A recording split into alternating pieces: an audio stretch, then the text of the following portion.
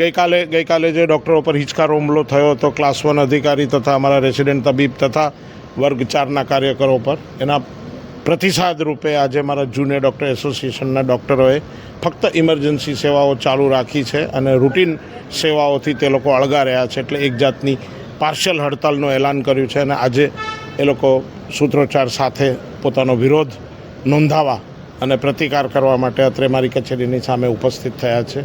ઉચ્ચ લેવલના જિલ્લાના અધિકારીઓ સાથે એમની બેઠક કરાવીશ. ગઈકાલે એમના જે મુખ્યત્વે જે પ્રશ્નો હતા સિક્યોરિટીના, એનું પાર્શિયલ નિરાકરણ અમે લાવી દીધું છે.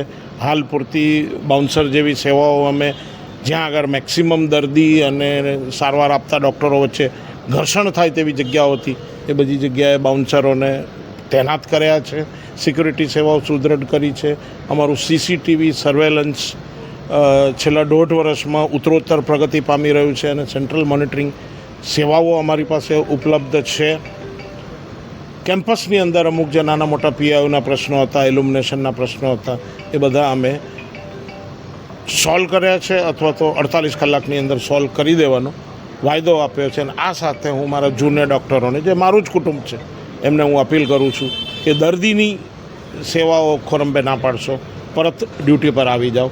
પ્રશ્નોનું નિરાકરણ તો કુટુંબમાં સાથે બેસીને જે રીતે નિરાકરણ થાય તેવી રીતે ચોક્કસ કરીશું અને સરકારશ્રીની બી આ જ ઈચ્છા છે, નેમ છે. જે મૂક્યા છે બાઉન્સરો એ ટેમ્પરરી છે. અમારે કાયમી સિક્યુરિટી જોઈએ અને જે સિક્યુરિટી હોય એક્ટિવ સિક્યુરિટી જોઈએ. એવું નહીં કે ક્યાંક બબાલ થઈ હોય અને ત્યાંથી જ ભાગી જાય સિક્યુરિટીવાળા. કાલે જે બનાવ બન્યો હતો એમાં એવું જ થયું હતું. સિક્યુરિટીવાળા 1-2 જે હાજર હતા એ ત્યાંથી ભાગી ગયા હતા. એટલે જે મારામારી થઈ એમાં રોકવાળું કોઈ હતું જ નહીં. સિક્યુરિટીવાળા હતા એ ખુદ ભાગી જાય છે. એટલે કાયમી ધોરણે સિક્યુરિટી જોઈએ. જે સિક્યુરિટી મૂકે એ એક્ટિવ સિક્યુરિટી જોઈએ. અને જે લાઇટની માંગો કરી છે, કેમેરાની માંગો કરી છે, એ બધી સિક્યુરિટી જ્યાં સુધી પૂરી નહીં થાય ત્યાં સુધી હડતાલ ઉપર રહીશું બધા. સમીર કાબરિયા. કઈના ડૉક્ટર કઈ બાજુ સ્ટ્રાઇક પડી છે? ગઈકાલે જે ફોરેન્સિક ડિપાર્ટમેન્ટની અંદર જે બનાવ બન્યો એના અંતર્ગત હોસ્પિટલની સિક્યુરિટી વધારવા માટે આ હડતાલ કરવામાં આવી છે.